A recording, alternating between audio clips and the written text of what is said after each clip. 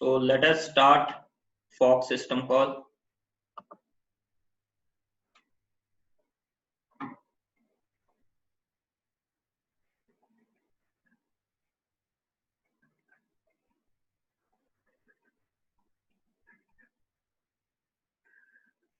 Fock system call किस लिए use की जाती है? एक प्रोसेस जो आपका चल रहा है, लेट अस सपोज ये आपका प्रोसेस कोई चल रहा है सी में।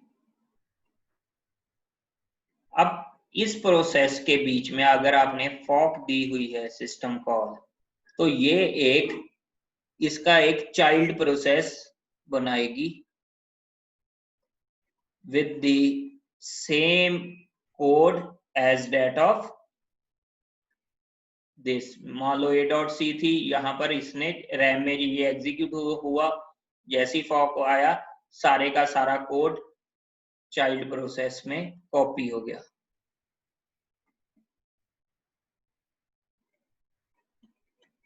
अब यहां पर नेक्स्ट स्टेटमेंट थी, मान लो printf हेलो, तो यहां भी printf हेलो, लेकिन ये कोड तो सारे का सारा कॉपी हो गया, लेकिन एग्जीक्यूशन कहां से स्टार्ट होगी? जहां से ये वाली फॉक स्टेटमेंट खत्म हुई है।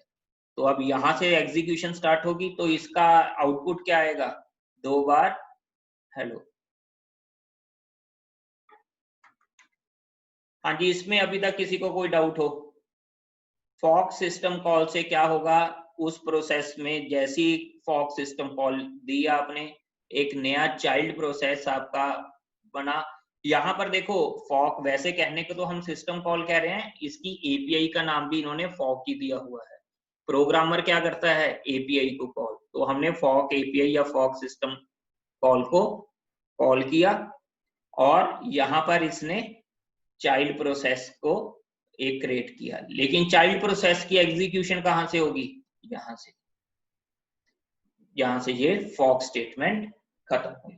देखो अगेन, ये लिनक्स में करोगे तो ही सही चलेगा, विंडोज की कोई रिस्पॉन्सिबिलिटी नहीं है, क्योंकि विंडोज में फॉक एक फंक्शन की तरह है, not a system call.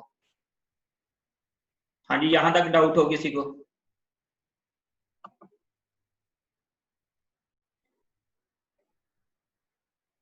Execution में पहले चाइल्ड चलेगा ये हम नहीं बता सकते।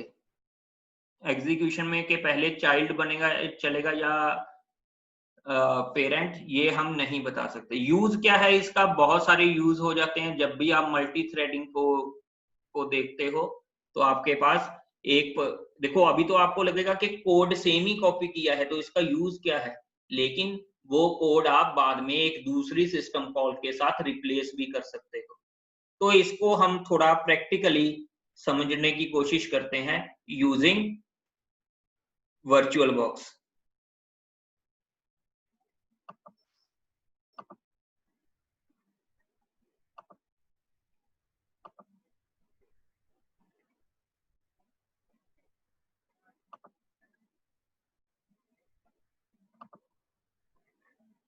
यहां पर लेट अस सपोज मैं एक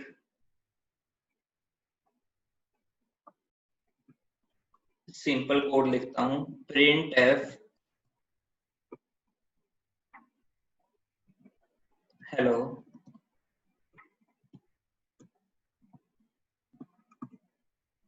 क्लियर? अब printf हेलो लिखा, तो इसके बाद अब मैंने क्या किया? फॉक सिस्टम कॉल को कॉल किया। अब यहां पर क्या कर रहा हूं मैं? printf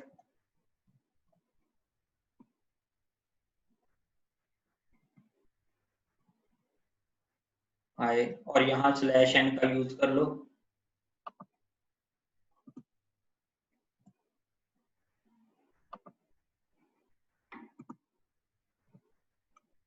ये सी में ही करना है भी आप लोगों ने, C++ भी नहीं करनी। मे बी आपकी रिजल्ट्स डिफरेंट आ जाएं, क्योंकि सिस्टम कॉल है, ये सी का ही उन्होंने दिया हुआ है इंटरफेस। बाकी C++ में भी फॉक चल लेता है, लेकिन वो उसको एज अ सिस्टम कॉल नहीं लेता कई बार। ठीक है, तो ये है आपका कोड जिसको किया सेव a1.c में। अब रन करेंगे, पहले कंपाइल gcc a1.c।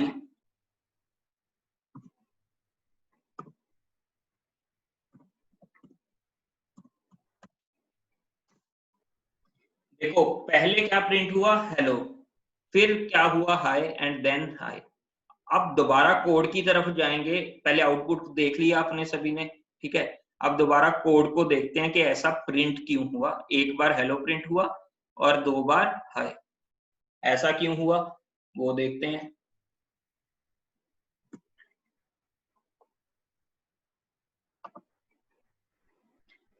देखो यहां पर प्रिंट एफ आपने क्या दिया, हेलो, जैसे इसको एग्जीक्यूट हुआ तो आपके सिस्टम ने क्या प्रिंट कर दिया, हेलो।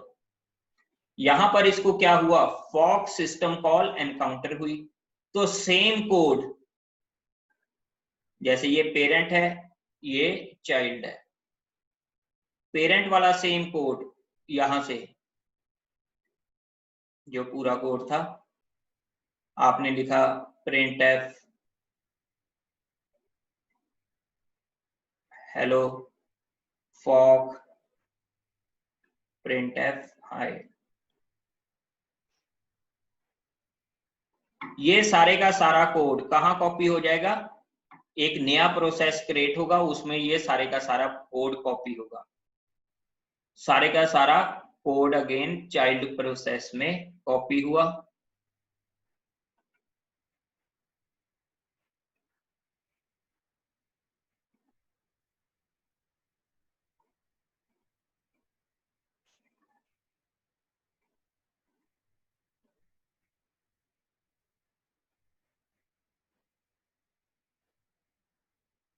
क्लियर।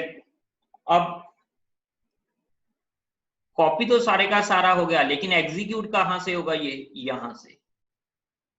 तो अब यहां से एग्जीक्यूट होगा, एक पेरेंट प्रोसेस भी अब यहां पर है कंट्रोल, तो एक तो पेरेंट के लिए हाई प्रिंट हो गया, एक चाइल्ड के लिए हाई प्रिंट हो गया। तो ये आपकी आउटपुट आ गई जो अभी तक मैंने बताया है। अब यहां तक किसी को कोई डाउट हो तो एक बार आप इस स्क्रीन को देखो, ठीक है, यहां पर अगर किसी को डाउट हो वो पूछ सकता है।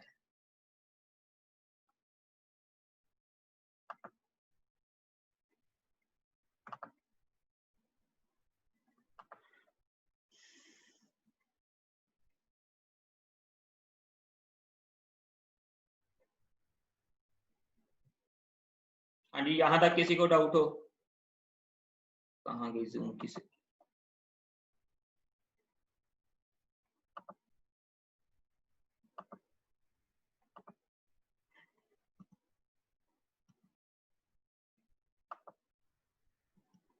हाँ जी, any doubt? Yes, child process तभी बनेगी जब fork why hello did not print twice, hello क्यों नहीं 2 बार प्रिंट हुआ, क्योंकि यहां पर आपका क्या था, कोड ऊपर से लेके नीचे तक पूरा चाइल्ड प्रोसेस में कॉपी हुआ, लेकिन चाइल्ड प्रोसेस में भी एग्जीक्यूट कहां से होगा, वो आफ्टर दिस फॉक स्टेटमेंट।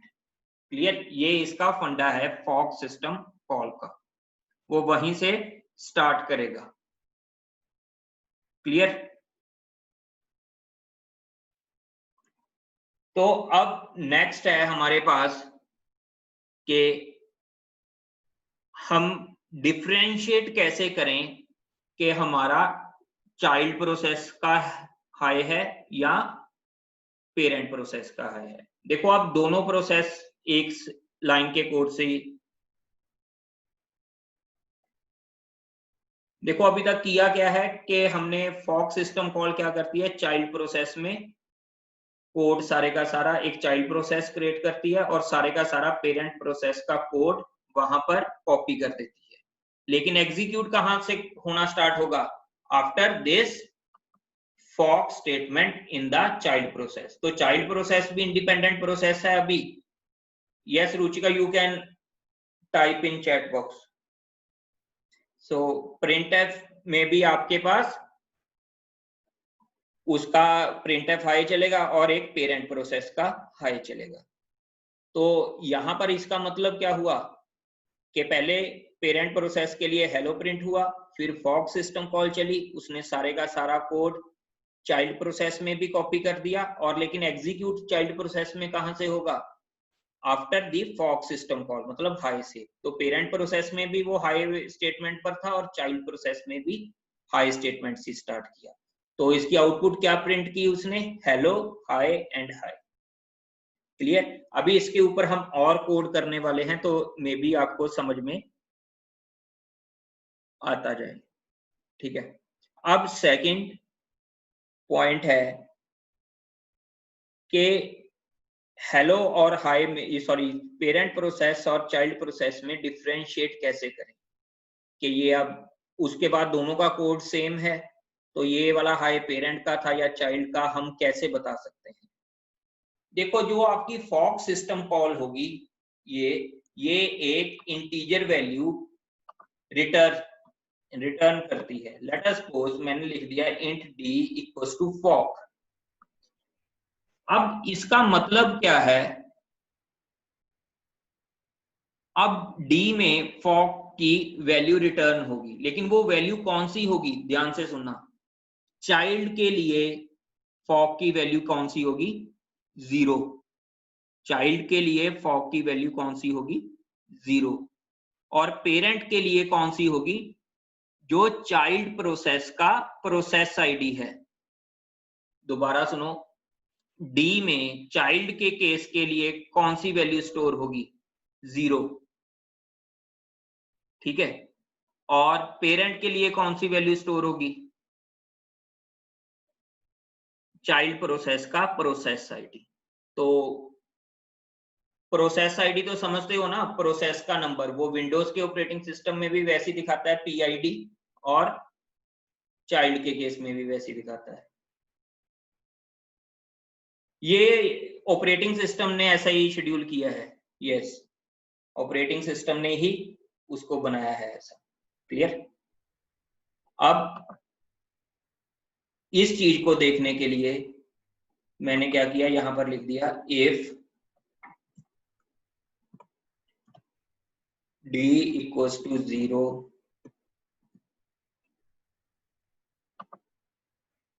ठीक है, इफ d इक्वल्स टू 0, यहां पर लिख देता हूं मैं high child process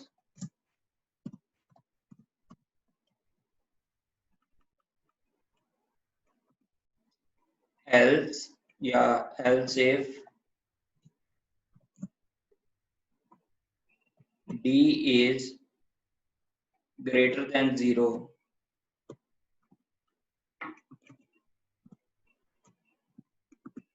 then printf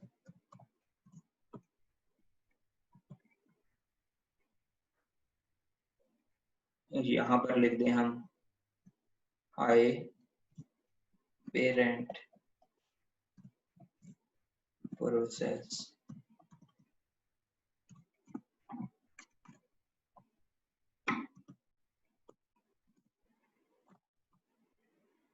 ठीक है।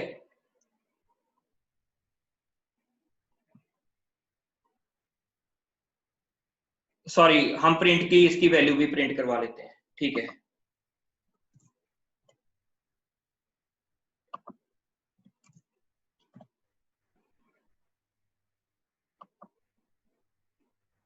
यस, प्रोसेस आईडी के लिए, लेकिन मैं दोबारा आपको एक और प्रोग्राम करवाने वाला था। चलो एनीवेज आपने बोला है तो मैं यहाँ पे डी की वैल्यू भी प्रिंट करवा लेता हूँ।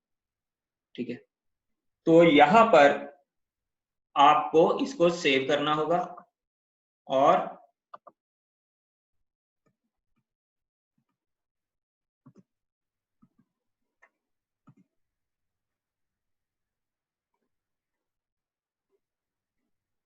इसने डी की वैल्यू प्रिंट क्यों नहीं की,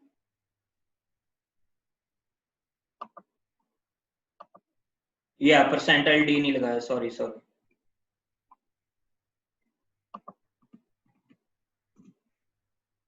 यहां पर हमें परसेंटाइल डी भी लगा दो आप।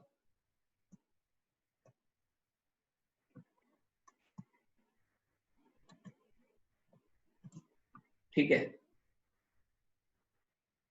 और सेव भी, सॉरी कंपाइल नहीं किया इसको। ये देखो पेरेंट के लिए डी की वैल्यू क्या आई 7364 और चाइल्ड के लिए क्या आई 0। ठीक है, तो लेकिन ये जो 7364 है एक्चुअली ये चाइल्ड प्रोसेस की आईडी है। क्लियर, एक्चुअली ये चाइल्ड प्रोसेस की आईडी है। हाँ जी, यहां तक क्लियर है सभी को? ठीक है, ये एक्चुअली चाइल्ड प्रोसेस की आईडी है।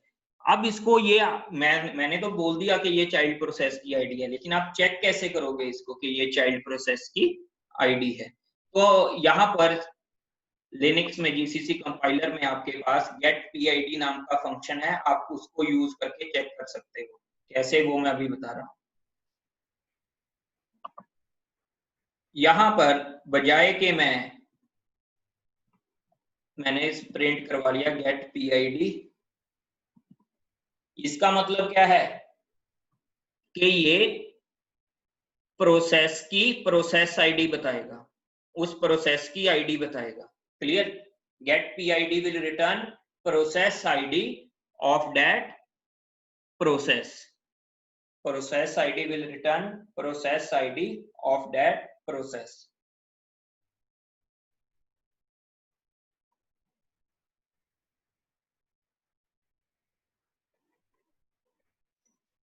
अब इसको, यहां तक भी किसी को डाउट हो, एनी डाउट किसी भी तरह का? अब इसको रन करके देखेंगे हम।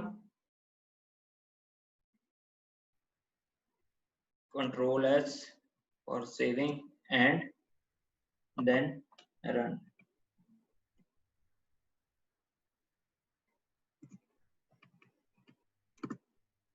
ये देखो इस केस में आप बिल्कुल सेम आया है, क्योंकि जो चाइल्ड प्रोसेस की आईडी थी फॉक में पेरेंट के लिए वही रिटर्न होगी। क्लियर है ये?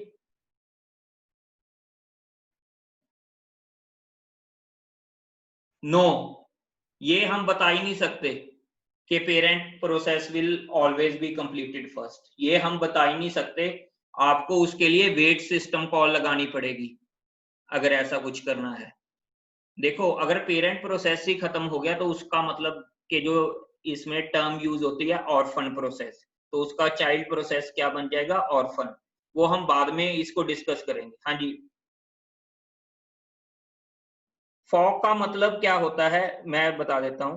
फॉक का मतलब क्या है कि फॉक सिस्टम कॉल से क्या होगा, उस प्रोसेस से ही उसकी एक चाइल्ड प्रोसेस की क्रिएशन होगी जिसमें कोड सेम होगा, लेकिन कोड की एग्जीक्यूशन कहां से स्टार्ट होगी, from that fork system call. Printed इसमें जीरो क्यों नहीं प्रिंट हुआ, क्योंकि यहां पर हमने जीरो को प्रिंट ही नहीं करवाया। ये देखो अगर कोड की तरफ देखोगे आप, यहां पर डी की वैल्यू प्रिंट ही नहीं करवाई, आप इसमें डी की वैल्यू प्रिंट करवा लो यहां।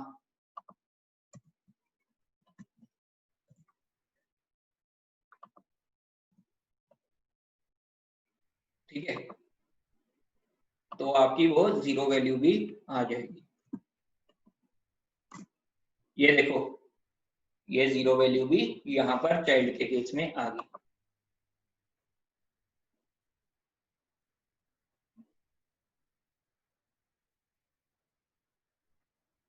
देखो यहां पर आपकी, मैं आपको कोड दोबारा बता देता हूं इसका।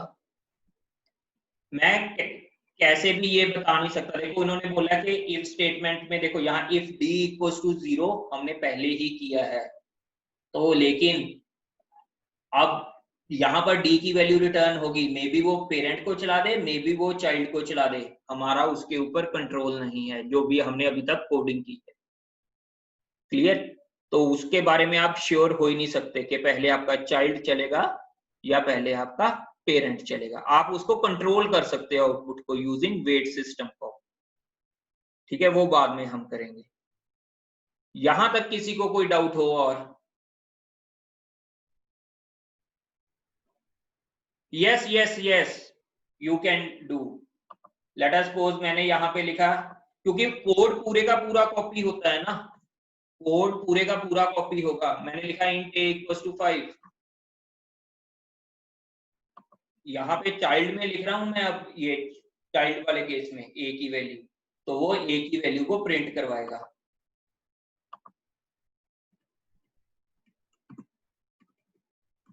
ये देखो 5 को उसने प्रिंट करवा दिया।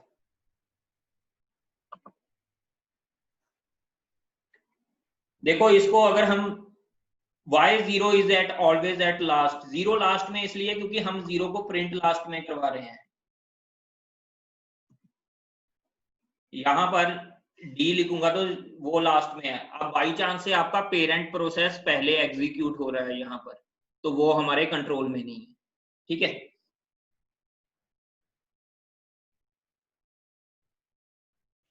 ये चाइल्ड में तो जस्ट किसी ने क्वेश्चन किया था मुझे कि क्या ये अगर फॉक से ऊपर कोई वेरिएबल की वैल्यू है, क्या चाइल्ड प्रोसेस उसको एक्सेस कर सकता है? बिल्कुल कर सकता है। ठीक है, सो गेट PID, मैं PID रिमूव कर देता हूं यहां से।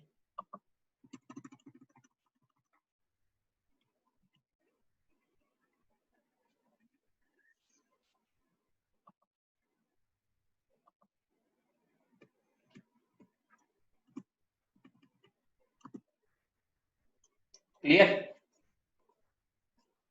तो हमने PID रिमूव किया तो 0 आई उसकी, क्योंकि हमने उसको वो वाली वैल्यू प्रिंट करवा रहे थे। क्लियर,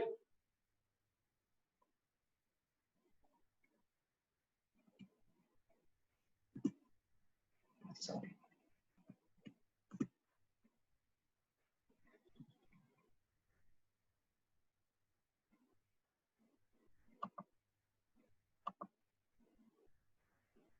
अब यहां पर हम कुछ न्यूमेरिकल्स करेंगे, जो न्यूमेरिकल्स जनरली आपको क्यूज में पूछे जाते हैं। ठीक है, मे बी, मुझे प्लेसमेंट एग्जाम्स का तो पता नहीं, मे बी उसमें भी पूछे जा सकते हैं, या आपको एक दो बार MST में भी आया है ये क्वेश्चन, ऐसे क्वेश्चन। तो उसके बारे में अभी हम डिस्कस करेंगे, लेकिन उससे पहले ये बेसिक्स जरूरी थे। अब क्वेश्चंस कैसे आते हैं?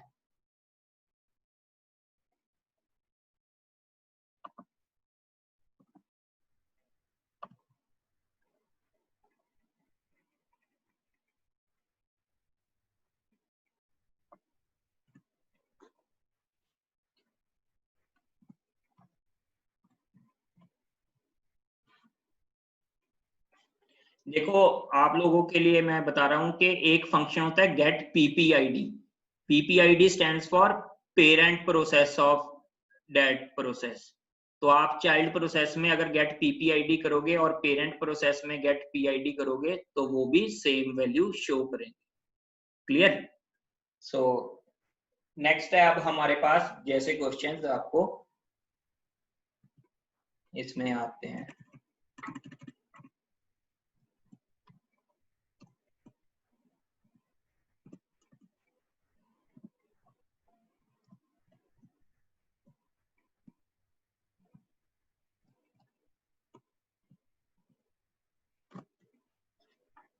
अब हाई कितनी बार प्रिंट होगा? How many times high will be printed? 2 times. I think this is clear. High will be printed 2 times. Okay, next.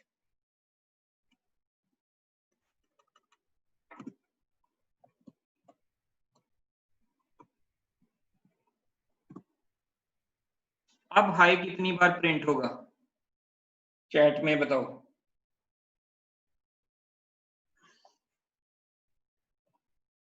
Yes, 4 times. तो ये 4 टाइम्स क्यों हुआ, ये अभी हम देखेंगे, इसका वे क्या है। ठीक है, ठीक है, 4 टाइम्स क्यों हुआ ये अभी हम देखेंगे कि इसका रीजन क्या है। फिर अगर यहाँ पर जितनी बार भी होगा, देखो इसको मैं ये नहीं कहूंगा कि क्रैम करो। अगर यहाँ पर होगा ये, तो कितने टाइम्स होगा? 8 टाइम्स।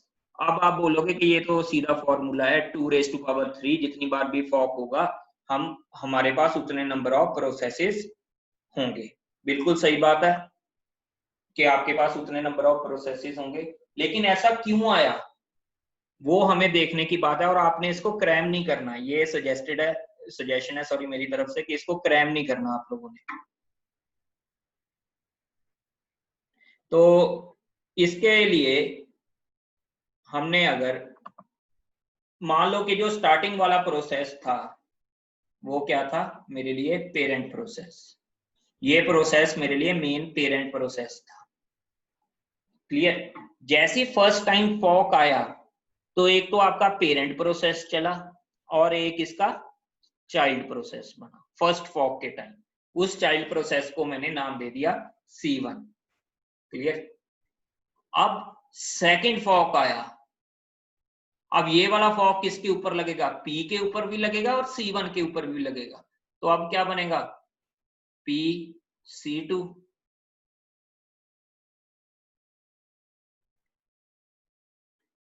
और अगर मैं वैसे बात करूं, यहां पर D की वैल्यू या जो फॉक की क्या रिटर्न वैल्यू होगी, पॉजिटिव, यहां पर 0, यहां पर पॉजिटिव, यहां पर 0, यहां पर पॉजिटिव, यहां पर 0।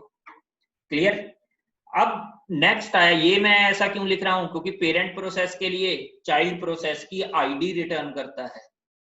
क्लियर? जो कि पॉजिटिव नंबर होगा, लेकिन चाइल्ड प्रोसेस के लिए वो क्या रिटर्न करता है, 0। क्लियर?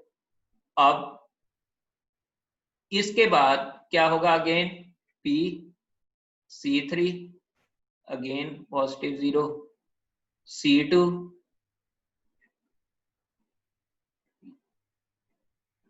यहां पर C4 आ जाएगा, ये अगेन C1, C5। कहीं गलती तो नहीं है कि नंबरिंग में?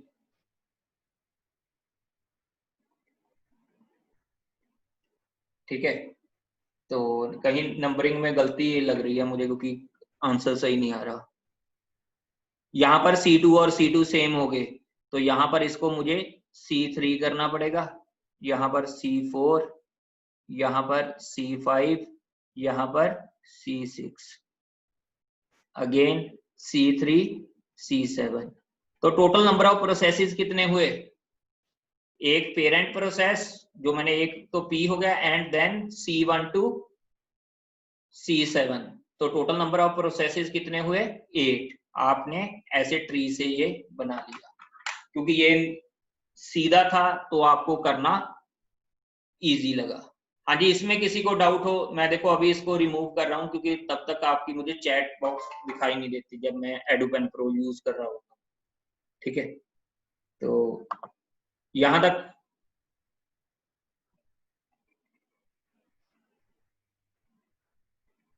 C2 पे C3 एंड C4 क्यों हुआ, मैं बता देता हूँ अभी।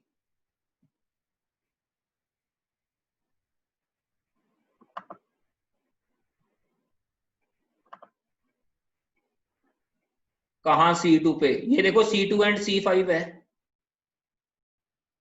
C2 एंड C5 है, C3 तो हुआ ही नहीं।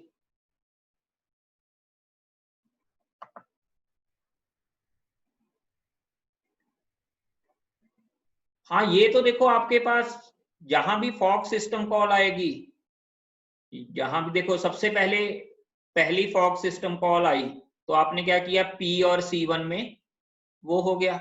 नेक्स्ट अब फॉक सिस्टम कॉल आई, वो P पे भी लगेगी और C1 पे भी, तो P and C2, C1 and C3। Total number of processes कितने हो गए, 4।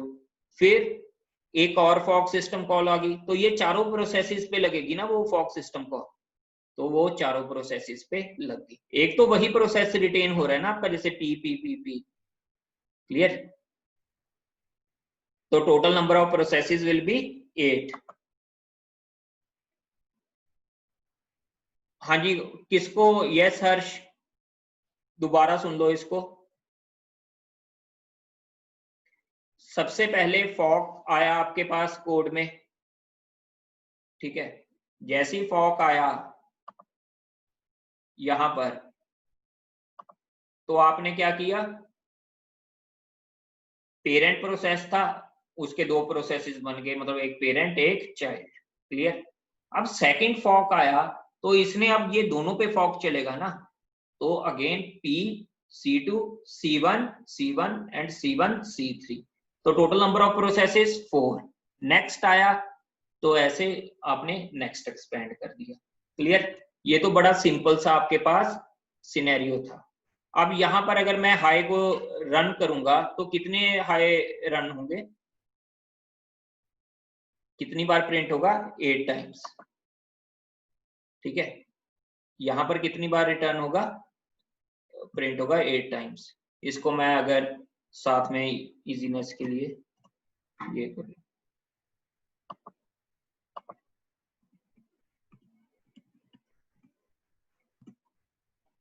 अगर इसको काउंट करोगे ये 8 टाइम्स आपके पास हाई आ गया। Total number of child process 7 होगा और पेरेंट 1, यस, तो टोटल 8 हो गए। क्लियर। अब ये मैंने आप फॉर्मूला से करने को क्यों नहीं बोला, आप कहोगे कि मैंने ये ट्री क्यों बनाया, क्योंकि कई बार जो हमारा क्वेश्चन है वो कैसे आ जाता है आपको, कई बार जो आपका क्वेश्चन है वो कैसे आ जाता है एग्जाम में आपको,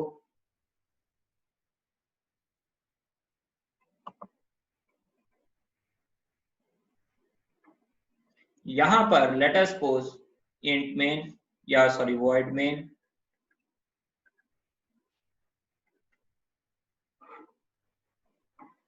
ठीक है,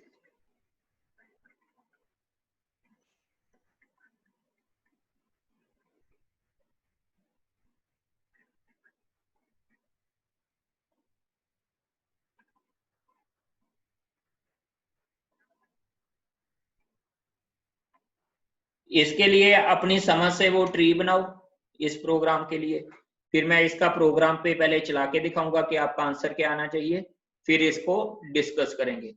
विद इन आपके पास 2-3 मिनट्स का टाइम है, आप इसके लिए कोड बनाओ, सॉरी ट्री बनाओ।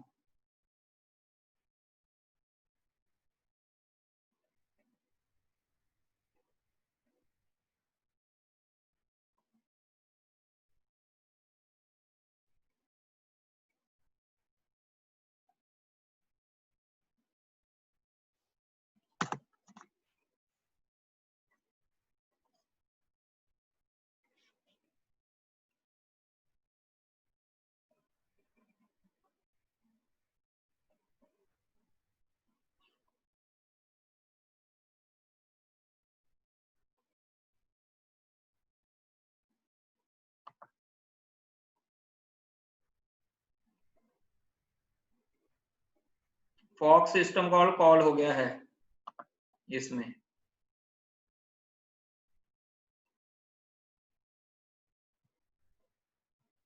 इसमें फॉक सिस्टम कॉल यहाँ पे कॉल होता है, अगर आपको नहीं मालूम मैं इसका बता दूंगा आपको।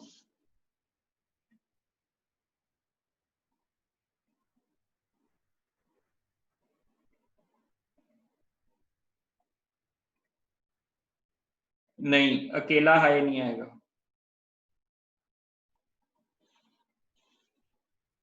वो अभी चेक कर लेते हैं ये कैसे हुआ, उसके बाद देखेंगे।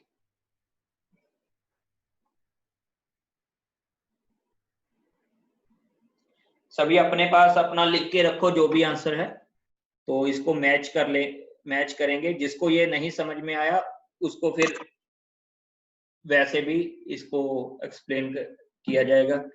लेकिन सबसे पहले अभी आपने देखा कि यहाँ पर अब ऐसे क्वेश्चंस में होता क्या है कि जैसे ही यहाँ पर फॉक आया, डेट मीन्स पहले ये रन होगा, पहले यहाँ पर ये वाला रन होगा, अगर ट्रू है फिर हम आगे देखेंगे। अब जैसे ही यहाँ पर फॉक आया तो क्या होगा, पहले एक पेरेंट प्रोसेस था, इसके लिए पॉजिटिव, और एक इसका चाइल्ड बनेगा, उसके लिए ये क्या होगा, 0। अब अगर ये ट्रू है अब अगर ये ट्रू है देन ये इसको चेक ही नहीं करेगा, क्यों? और कंडीशन है। और में क्या होता है, अगर यहाँ पर ट्रू है यहाँ पर फॉल्स है, अगर एक भी ट्रू है तो वो आगे की कंडीशंस को चेक नहीं करता, तो वो क्या प्रिंट करेगा? हाय। क्लियर? लेकिन चाइल्ड के केस में क्या है, ये फॉल्स। चाइल्ड के केस में क्या है, ये false. Then again it moves here, तो यहां पर उसको क्या मिला? अगेन फॉक है, तो यहां पर सी, इसको C1 कह लो एंड C2। अब किस कंडीशन में वो इसको एंटर करेगा? C1 वाली कंडीशन में क्या होगा इसका? यस, C1 वाली कंडीशन में ये ट्रू होगा और C2 वाली कंडीशन में ये वाला फॉल्स होगा। तो अगर मैं इसमें पेरेंट की बात करूं, देखो अब हमारे पास ट्री ऐसा बना, लेकिन ये प्रोसेसेस हैं।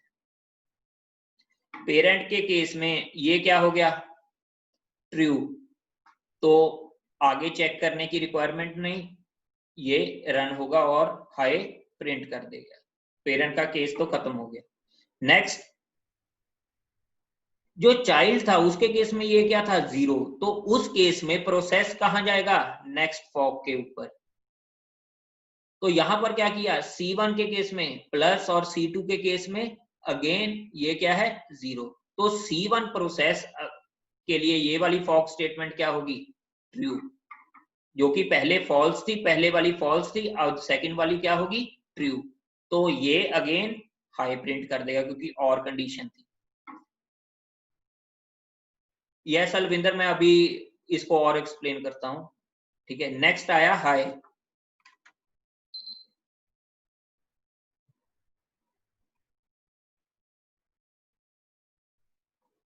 देखो यहां पर चाइल्ड अब क्या बन गया है? पेरेंट। C1 अब यहां पर C1 और C2 के लिए क्या है? पेरेंट। तो C1 के लिए प्लस है और यहां पर C2 किसका चाइल्ड है? 0 का, ठीक है। तो यहां पर वैल्यू क्या आएगी? 0। क्लियर? तो अभी हम C2 के केस में इसकी वैल्यू दोनों की क्या होगी? False and false. जिसको नहीं समझ में आया देखो दोबारा देखो इसको।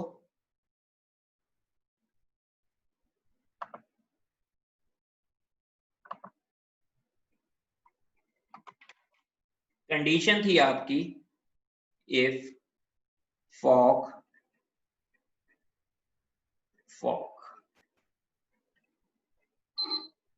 पहले आपके पास पेरेंट प्रोसेस था। क्लियर? अब यहां पर पेरेंट प्रोसेस था और यहां पर फॉक सिस्टम कॉल एनकाउंटर हुई। यहां पर फॉक सिस्टम कॉल एनकाउंटर हुई, तो आपने क्या किया? पेरेंट का और यहां पर चाइल्ड। क्लियर? यहां तक मुझे लगता है सभी को क्लियर होगा, इसके बाद कंफ्यूजन है। तो अब यहां पर हम क्या करेंगे कि पहले पेरेंट एंड चाइल्ड। अब क्या ये पेरेंट प्रोसेस P के लिए, यहां पर C1 इसको नाम दो, क्या ये P के लिए इस ये वाली फॉक पे जाएगा? नहीं। क्यों नहीं जाएगा? क्योंकि यहां पर P के लिए ये एक पॉजिटिव है, मतलब ट्रू वैल्यू है, तो आगे वाली स्टेटमेंट को ये चेक ही नहीं करेगा। तो ये इसने क्या कर देना है? प्रिंट एफ आई थी जो स्टेटमेंट, उसको प्रिंट कर देना पेरेंट ने। अब C1 प्रोसेस के लिए इसकी फॉक की वैल्यू क्या थी? 0, मतलब फॉल्स। तो ये अगर फॉल्स है तो नेक्स्ट वाली कंडीशन और है तो ये चेक होगी, ठीक है। अगर ये फॉल्स है तो चाइल्ड 1 को क्या मिला? अगेन फॉक। तो अब चाइल्ड 1 क्या हो गया? इसके लिए पेरेंट पॉजिटिव और C2 क्या हो गया? 0। तो अब यहां पर चाइल्ड 1 के लिए पॉजिटिव नंबर आ गया, मतलब ट्रू वैल्यू आ गई, तो अगेन चाइल्ड 1 क्या प्रिंट करेगा? High. And what about C2? C2 के लिए तो अभी यहां पर कौन सी वैल्यू है? 0, आगे कुछ है नहीं, तो इसके लिए हाई नहीं प्रिंट होगा। तो it will print high 2 times. अब किसी को कंफ्यूजन है तो मेरे से डाउट पूछो।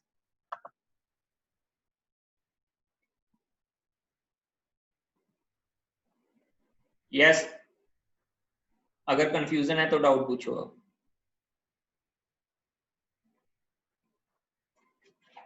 किसी को डाउट है भाई?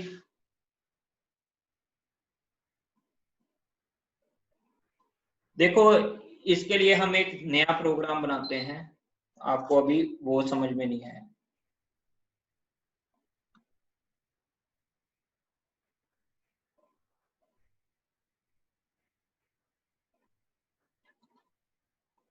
डायग्राम मैं दिखा देता हूं आपको एक बार और, जिसने देखनी है डायग्राम से, लेकिन कोई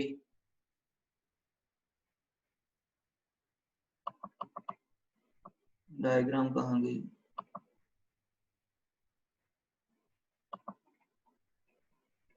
क्लियर? देखो, अभी ये हम पूरा अच्छी तरह से करेंगे। कल अगर छुट्टी भी हुई तो हमारी क्लास होगी और ये फॉग सिस्टम कॉल आगे चलेगा। तो यहाँ पर मैं आपको एक प्रोग्राम बता देता हूँ कि किस प्रोग्राम से आप लोगों ने इसको करना है। लेट अस सपोज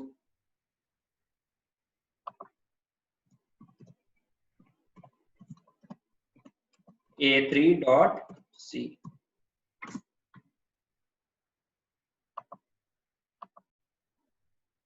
जन्माष्टमी की कैलेंडर में लिखा हुआ है, लेकिन पता नहीं मुझे भी होगी क्या नहीं, ये नहीं पता। थापर के कैलेंडर में 12th को लिखा हुआ है, ठीक है। सो अब हम प्रोग्राम को देखते हैं जिससे आपको ये क्लियर हो जाए।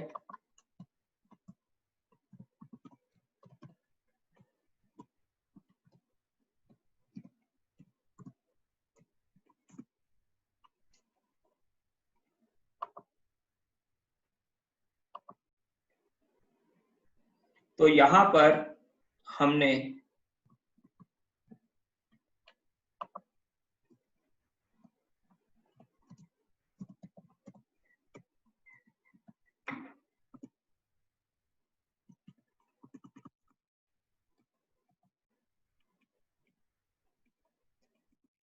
ये एक वॉइड मेन का फंक्शन है और ऊपर आपने 3 फंक्शन बना लिए, इंट f1,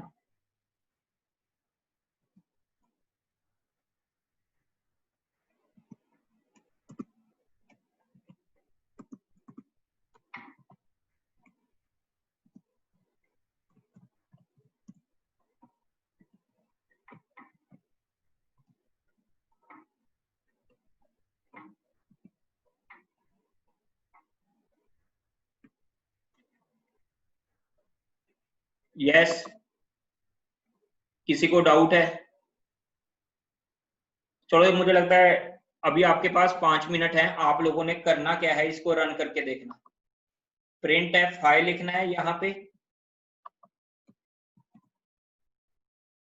और इसको किया। तो अब यहाँ पर आपको इसकी रिटर्न वैल्यू सेट कर देनी है। लेट अस सपोज या 0 करनी है या कोई पॉजिटिव नंबर करना है। लेट अस सपोज इस केस में ये क्या कर दिया मैंने, फॉल्स। और ऐसे ही आपने 3 फंक्शन बना लेने हैं।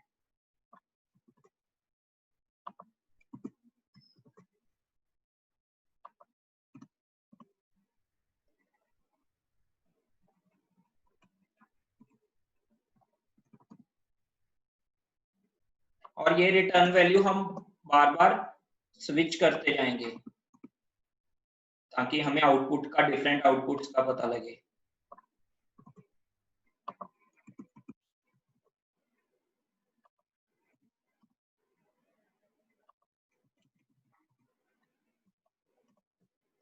ठीक है। अब यहाँ पे मेन में आपने इनको कैसे करना है,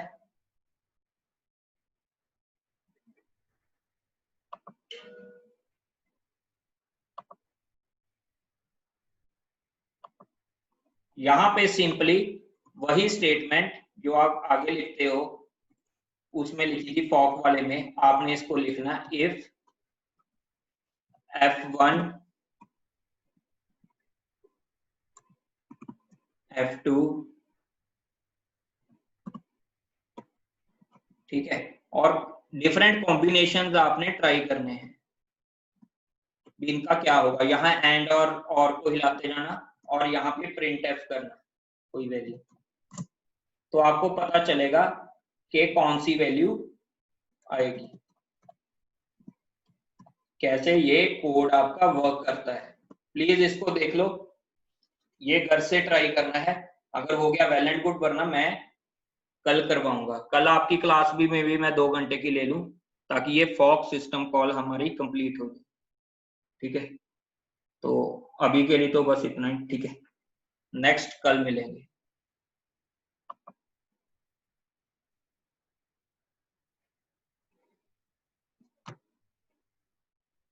चलो ठीक है, मैं रिकॉर्डिंग डाल दूंगा, मैं रिकॉर्ड कर दूंगा, वरना हमारा सिलेबस नहीं हो पाएगा। जिसको लगानी होगी क्लास वो लगा ले, जिसको नहीं लगानी वो ना लगा ले, ठीक है।